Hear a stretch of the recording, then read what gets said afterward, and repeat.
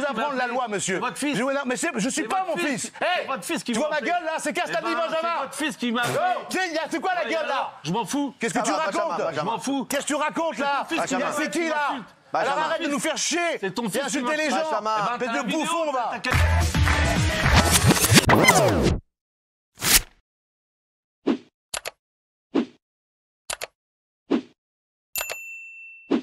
Alors qu'il était en concert à Bruxelles jeudi dernier, le chanteur en a profité pour prendre la parole au sujet de l'épidémie de coronavirus. On a envie que cet effort extraordinaire qui a été demandé à tous serve à quelque chose et que ça continue. Mais surtout pour faire la morale aux non-vaccinés. Allez dire à vos copains qui n'ont pas envie de se vacciner qu'ils commencent à nous saouler.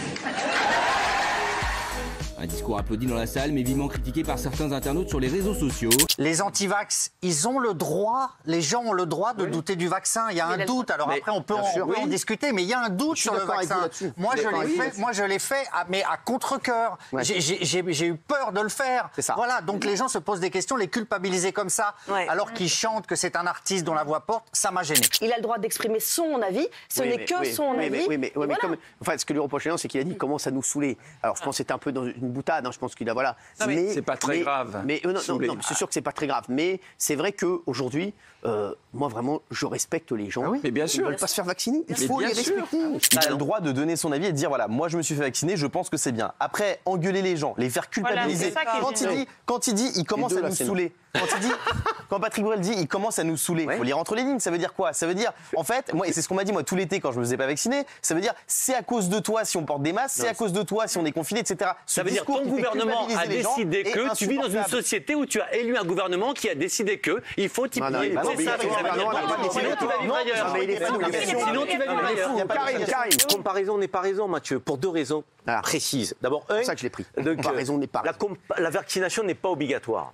Rouler à 260, c'est strictement interdit. Donc là, tu sais pourquoi c'est pas obligatoire, ça l'est quasiment. Ils sont passés par un autre biais, ils ont interdit aux gens de faire des choses. Les gens qui ne sont pas vaccinés ne sont pas hors la loi. Le ton de Mathieu, excusez-moi, mais c'est le ton de la dictature. Hein. Vous n'êtes pas encore il a raison. Il a raison. Non, mais je suis d'accord ici. C'est le ton de la dictature. Ici, les gens ont le droit de choisir. Un ayatollah. Non, mais là, vous êtes fous. Une société, ce n'est pas une addition d'individualité. Vous n'êtes pas médecin, vous êtes à peine chroniqueur. Vous dites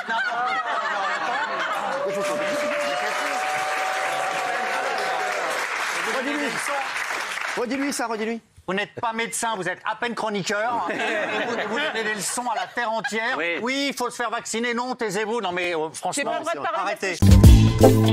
Donc son annonce s'est faite sur les réseaux sociaux. Il répète depuis plusieurs semaines qu'il attendait le bon moment et la bonne manière. Et il a choisi les réseaux sociaux ce midi. Il a publié une vidéo de 10 minutes et 11 secondes dans laquelle il se lance officiellement dans la course à l'élection présidentielle. Il n'est plus temps de réformer la France, mais de la sauver. C'est pourquoi j'ai décidé de me présenter à l'élection présidentielle. J'ai donc décidé de solliciter vos suffrages pour devenir votre président de la République. Alors, donc cette vidéo, il y a un petit souci dans cette vidéo, c'est qu'il y a des images qui ont été prises un peu partout, dont des images de Demric, qui est là ce soir. Il y a des images aussi de quotidien qui posent problème, puisqu'il y a un problème de droit à l'image. Vous le saviez, ça ou pas du tout? Alors, un problème de droit à l'image, on le verra. Ce qui est clair, c'est qu'il y a un certain nombre de droits qui ont été payés, il y en a d'autres qui relèvent de la courte citation. Il y a une jurisprudence qui autorise à utiliser des très courts passages sans dénaturer l'œuvre, sans porter atteinte à qui que ce soit. Moi, je suis persuadé que quiconque d'autre aurait fait cette vidéo, personne n'aurait vu de problème. Sauf que là, il s'agit d'Éric Zemmour. Effectivement, maintenant, l'enjeu, c'est il est candidat, il faut trouver 500 signatures. On est entre 250 et 300. Donc il en manque 200. Il en manque encore un peu plus de 200. Expert comptable. Joli, très beau, mais plus rapide que moi, Cyril. Est-ce qu'il a réussi son entrée en campagne? Karim. Pour moi, c'est une entrée qui est à côté de la plaque. Si on n'avait pas la couleur, on aurait pensé que c'est une déclaration des années 50, des années 40. En plus, se prendre pour le général de Gaulle, je trouve que c'est d'une arrogance extraordinaire. Il n'y a que le général de Gaulle. Donc, on a vu qu'à Marseille, il n'a pas pu rencontrer un Marseillais, deuxième ville de France. Quand même, je veux dire, à un moment donné, on s'enferme avec ses militants, je ne sais pas. Donc, en fait, ça part en biberine depuis quelques semaines, la campagne d'Éric Zemmour. Et sa déclaration de candidature, à mon avis, démontre qu'il est dans un temps qui n'est pas le nôtre, celui du XXIe siècle. À un moment, il faudra quand même qu'on comprenne quelque chose. C'est pas parce que vous Zemmour n'est pas un candidat comme les autres. Vous ne devez pas lui autoriser les mêmes choses que les autres. C'est un fasciste. Ce n'est pas une pensée politique anodine. Ce n'est pas un candidat comme les autres. Arrêtez de nous faire croire ça. Vous pouvez être très poli sur les plateaux de télé, vous pouvez avoir des belles cravates et tout. Et voilà. Le néofascisme, le calme dont vous faites preuve sur les plateaux n'est absolument pas à l'image des idées d'Éric Zemmour. Qui sont d'une violence incroyable. Rassurez-vous. C'est quelqu'un qui ne fait que promouvoir la haine. C'est un règlement de compte par écran interposé, celui de Simon Castaldi, candidat de télé-réalité, et d'Hervé, patron de bar à chicha en Vendée. Demain, je déposerai plainte contre toi. T'as un mec qui est malhonnête. Mais tu vas me défoncer. Mais viens. Je t'en toi, ton père, ton grand-père, toute ta famille, je t'en. Et moi, je t'en. Voilà. Simon Castaldi. Tiens, fils de. Alors qu'il avait booké l'influenceur pour une soirée samedi dernier, Simon Castaldi aurait empoché l'argent sans jamais se présenter. On se donne rendez-vous le samedi 27. Donc là, il n'est pas venu à la soirée. Non, mais à partir du vendredi, plus de réponse. Plus de réponse. OK. Nous, on a tout acheté. Hein. Nous, on s'est cassé le cul, on a fait la bouffe. On avait pris les réservations, on a tout fait. Samedi, pas de nouvelles. Et on l'appelle. J'ai envoyé tous les messages. Hein. J'ai screené tous les messages. J'ai fait tout. J'ai tout fait. OK. On sentait la carotte. Les gens nous appellent en nous disant bah, Simon vient de faire une vidéo, il part avec sa meuf à 6h d'ici. Ouais, on attend. Alors vous avez fait une vidéo ensuite pour vous plaindre. Ouais. Vous étiez très énervé du comportement de Simon. Ah, parce qu'il y a des gens qui sont venus, qui ont réservé, qui sont venus exprès pour voir Simon. Ce que vous avez fait là, d'abord, ça s'appelle insulter les gens publiquement. Ouais. Moi et mon père, traiter sa mère de pute, tout ça, je vous dis franchement, ça ne se fait pas, monsieur. Ouais. Okay, ça ne se fait pas. Après, les relances, les messages que j'ai sur mon téléphone, où vous le menacez. C'est quoi ces façons de faire? Vous créez où? Vous croyez où? Attends, tu redescends 2 secondes. Non, mais moi, je m'en fous de toi. Moi, je m'en fous, c'est toi. Tu m'as insulté. Mais toi, tu redescends, je m'en fous de toi. Déjà, pour commencer, déjà, je vais vous dire un truc. Si aujourd'hui, votre fils, il fait les Marseillaises, tout ça, c'est grâce à qui? C'est grâce au public. C'est pas grâce à vous. Mais qu'est-ce que. Alors, pourquoi vous me mettez dans la sauce? Pourquoi vous mettez le doigt dans la sauce? Pourquoi vous parlez de mon père, de sa mère? C'est quoi le rapport? Il faut qu'on trouve le moyen pour le moyen de quoi? Ce que vous avez fait sur les réseaux, donner son numéro de téléphone portable, insulter sa mère, mon père et moi, je n'y suis pour rien, monsieur. On se connaît? Non. Je vous ai escroqué? Non. Je vous ai manqué de respect? Non. Alors pourquoi vous le faites? Vous insultez mon père, sa mère et moi. Ça s'appelle insulte publique. Donc ça, je vais porter plainte. Voilà, ensuite, vous le menacez. Et vous me menacez. Donc je vais reporter plainte. Et maintenant, vous allez arrêter de penser que les réseaux sociaux, c'est un déversoir à merde et qu'on peut tout dire et tout faire. Je vais vous apprendre la loi, monsieur. Votre fils. Mais je suis pas mon fils. Tu vois ma gueule, là? C'est Castaldi Benjamin. C'est votre fils qui m'a... C'est quoi la gueule, là? Je m'en fous. Qu'est-ce que tu racontes? Je m'en fous. Qu'est-ce que tu racontes, là? C'est qui, là? Alors arrête de nous faire chier et insulter les gens. Espèce de bouffon, va. T'as qu'à écouter. Non, j'écoute pas. Je ne suis pas dans cette histoire. Ni mon père, ni moi, ni sa mère. Donc tu ne manques pas de respect, ni à moi, ni à mon père, ni à sa mère. Je crois que l'argent, il me semble qu'il l'a rendu. Ah, cet après-midi, une fois qu'il y a eu le feu... Non, mais est-ce qu'il l'a rendu? Cet après-midi. Est-ce qu'il l'a rendu? Cet après-midi. Est-ce qu'il l'a rendu, oui ou non? Cet après-midi. Voilà, ok. Donc, je me suis fait chier dessus. J'ai rien fait. Mon père, il s'est fait chier dessus. Il a rien fait. Sa mère, on la traite de pute. C'est pas grave. L'histoire est réglée et on se fait de la pub. On vient déverser sa merde, m'insulter sur ce plateau. Et c'est ça, se comporter en gentleman. Je veux pas avoir des alertes Google et de mes potes qui m'invitent. Qu'est-ce qui s'est passé, ton fils, avoir des messages d'insultes, moi, sur mon téléphone, en disant, monsieur, il y a des répercussions. Moi, j'ai une femme. Moi, j'ai 4 enfants. J'ai pas envie qu'on me chier dans les bottes pour une sorte de boîte de nuit dont je me branle, etc. Mais on n'a pas le droit. On n'a pas le droit de faire en sorte que la haine se déchaîne sur les autres, et parce que, monsieur, ça a des conséquences. Et un jour, je vous le dis, faites ça si vous voulez, mais un jour, quand il y aura un drame, quand on aura quelqu'un qui sera frappé ou qui sera buté, on viendra sur le plateau pour pleurer parce qu'il a été buté. Et ce sera trop tard, monsieur. Ce sera trop tard. Quand il y aura eu un drame, ce sera trop tard. Je n'ai plus rien à vous dire. Je vous souhaite bon courage avec votre business. Je vous le souhaite. Vous allez voir que c'est votre fils qui a l'initiative. Mais très bien. Si mon fils, si mon fils, peut-être qu'il a eu tort, mais si mon fils, demain matin, il prend un coup de baramine et que je le retrouve mort dans la rue parce que vous avez déclenché la haine, c'est moi qui viendrai vous voir. Là, donc c'est vrai que pour que tout le monde comprenne bien cette affaire qui nous tient à cœur, on va revoir ce qu'il avait dit. C'était le 9 février 2018. Je me rappelais plus de cette séquence. Regardez. Moi, j'ai aucun problème avec Agathe, comme je lui ai dit. Voilà, moi, il n'y a aucun souci. Voilà. Agathe, tu vas pardonner à cette pute?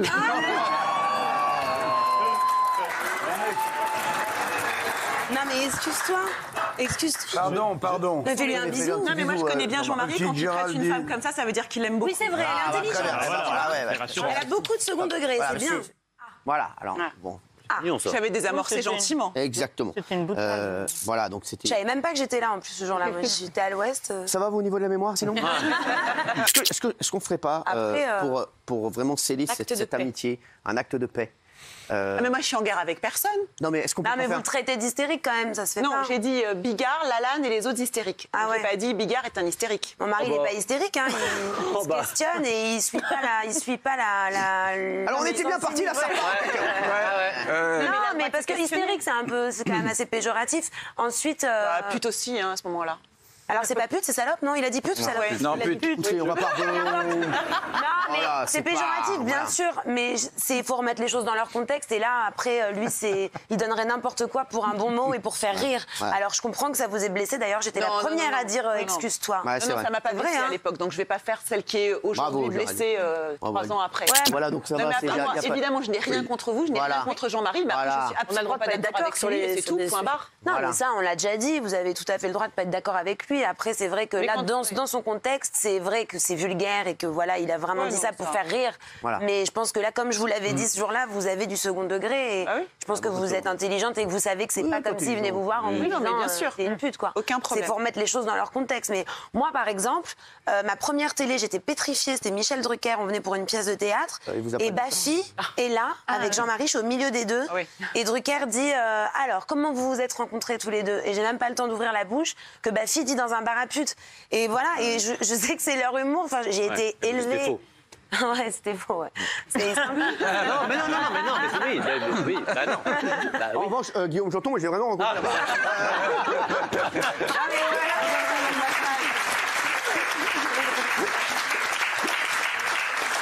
Non, mais tout ça pour finir que c'est cette école-là. Il n'y a pas d'animosité. C'est cette école-là. Et vous voyez, c'est mon meilleur ami Baffy. Et franchement, je me suis fait traiter de pute pas mal de fois par lui dans des émissions. On n'a pas envie de le... C'est pour vous dire que c'est leur humour grivois, certes, mais c'est comme ça que ça fonctionne. Et voilà. C'est avec l'information qu'on a appris hier soir. Une enquête préliminaire a été ouverte le 20 novembre dernier contre Pierre Ménès pour agression sexuelle. Selon plusieurs sources, le journaliste sportif aurait eu des gestes déplacés. Son avocat hier nous a dit que c'était complètement inventé de toute pièce cette affaire.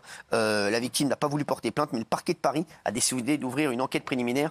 On va en parler dans un instant avec Guillaume Janton qui a toutes les infos.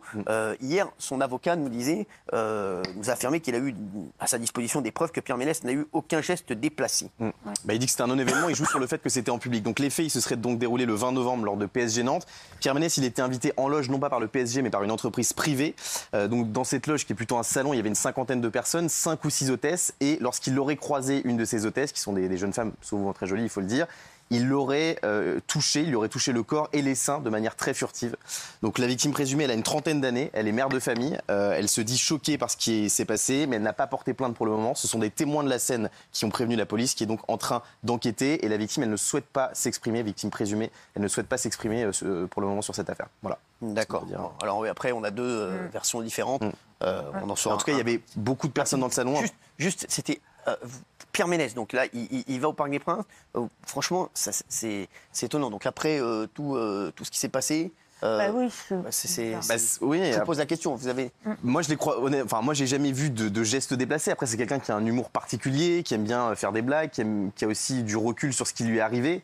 Voilà, donc moi j'ai jamais vu de gestes déplacés, mais j'ai entendu faire des blagues sur ça. Notamment, je l'avais croisé à la rentrée dans une loge. Voilà, il faisait des blagues sur l'affaire.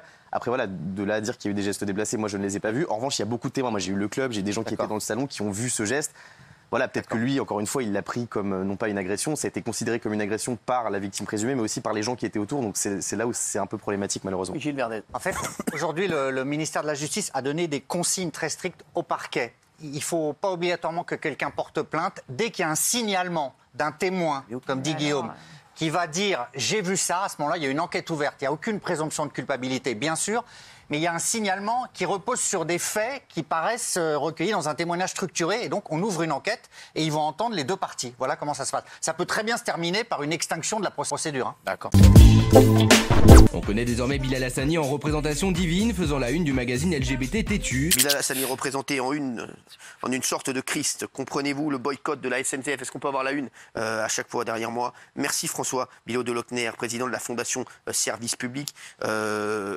vous, vous êtes catholique traditionnaliste, proche des mouvements radicaux. Cette une, elle vous dérange, François? Eh bien, en tant que catholique, je vais vous dire, très franchement, ça ne me choque même pas. D'accord. Et vous savez pourquoi? Pourquoi? Parce que je trouve ça tellement stupide que c'est pas choquant. C'est-à-dire? Voyez-vous, je crois que ce qui peut choquer, c'est quand on a la volonté de nuire, notamment par exemple aux catholiques, à un très grand groupe de catholiques, en les choquant. Par exemple, le Christ sur la croix. Les unes de Charlie Hebdo, elles vous dérangent? Absolument. Voilà, plus profondément. Voilà. Les unes de Charlie Hebdo sont d'une stupidité ahurissante. Vraiment, je ne comprends même pas qu'on puisse défendre les unes de Charlie Hebdo. Celles-là. Elles vous font pas rire du tout? Pardon? Elles vous font pas rire du tout? Ah, moi, elles me font pas rire du tout. Du tout, du tout. Et là, voyez-vous, on aurait eu le Christ en croix, par exemple. Là, j'aurais dit, c'est satanique, c'est odieux, c'est pervers, c'est atroce. Là, je trouve ça débile parce que ça rime à rien. Comment vous avez eu l'idée? Vous savez, c'est assez simple, c'est les brainstorming autour de la future une, comme on fait dans toutes les rédacs. Bien sûr. Là, c'était un numéro de fin d'année. Effectivement, on avait décidé de le nommer personnalité de l'année. Donc, en naviguant sur les thèmes fin d'année, on voulait l'installer comme une icône. Et donc, assez vite est arrivée cette idée de la Madone, de l'icône, qui est un classique de la culture pop. Madonna l'a fait, Beyoncé l'a fait, tout le monde l'a fait. Je crois que c'était pas. En plus, le but, je pense pas que c'était de choquer. Ah non, si on avait voulu choquer, on l'aurait mis dans une position. Exactement, c'est ce que on dit, c'est pas choquant, franchement. Rien de choquant, moi, j'ai pas compris, en fait. Est-ce qu'il faut vraiment transformer Bilal Hassani en ce costume, dans cette position, et avec tout ce qu'il y a de sous-entendu derrière? Vous comprenez la symbolique quand même. Vous ne pouvez pas passer votre temps à expliquer qu'on est imprégné de la culture catholique, qu'on a des racines catholiques, et dès qu'on reprend l'imagerie qui est parfaitement autorisée, même par la religion catholique, crier au détournement, voire au blasphème, qui encore une fois non, mais c'est une confusion. Je ne dis pas que c'est blasphématoire, je dis que ça entretient, de mon point de vue. Il y a peut-être des catholiques qui vont trouver ça très blasphématoire. Tétu, c'est formidable, c'est magnifique. Mais je suis désolé, ça ne va pas de soi d'exposer ça dans une gare. Dans une gare, vous avez plein de gens de tous les âges, de toutes les confessions, de toutes les origines, mais laissez-moi finir, qui circulent dans la gare. Et cette une, il faut l'expliciter. Je suis désolé, à des enfants, à des jeunes, il faut leur dire ce que c'est. Et quand vous êtes dans une gare, vous avez autre chose à faire que de dire ce que c'est. Donc pour moi, ça n'a rien à faire dans une gare, même si c'est magnifique, que la cause est formidable. Moi, en tant que voyageur, ça me choque. Je vous le dis franchement. Et pardon monsieur, mais vive le blasphème. On a le droit au blasphème. Non. Mais si monsieur, en France on a le droit au blasphème. Si vous n'aimez pas, bien sûr. Donc ils ont le droit et c'est magnifique. Et je m'insurge et je trouve ça scandaleux que la SNCF et la RATP est interdit cette ils n'ont pas le droit de faire une pub comme ça. Il y a une question de loi. Il n'y a aucun prosélytisme. Et si on n'aime pas, on ne regarde pas. Ah bah voilà. Et moi ferme les yeux. Vous nous obligez à fermer les yeux. Bah non. Le droit, pardonnez-moi, mais je m'en fous complètement. Là, on est dans une notion qui est vraiment une notion d'humanité, d'intelligence, de bon esprit, etc.